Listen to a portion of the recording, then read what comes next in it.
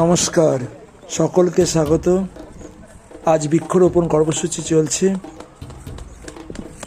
সামনে 14ই জুলাই থেকে 20শে জুলাই অরণ্য সপ্তাহ বা বন মহোৎসব সপ্তাহ পালন করা হয়।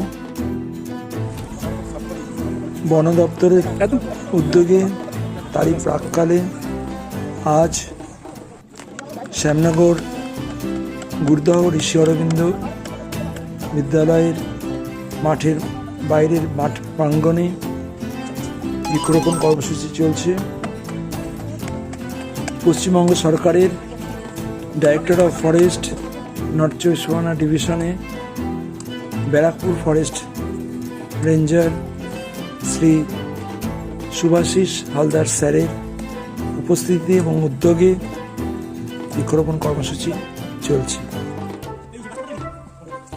আমরা সকলেই জানি গাছের প্রয়োজনীয়তা, নতুন করে কাউকে স্মরণ করার প্রয়োজন নেই। তবে আমরা অঙ্গীকারবদ্ধ, আজ যে চারা গাছগুলো রোপণ করা হলো, আগামী দিনে এই গাছগুলো আমরা রক্ষা করব এবং আরও বেশি বেশি করে চারা গাছ রোপণ করব এবং তা রক্ষা করব। এটা এই অঙ্গীকার আমাদের সকলের।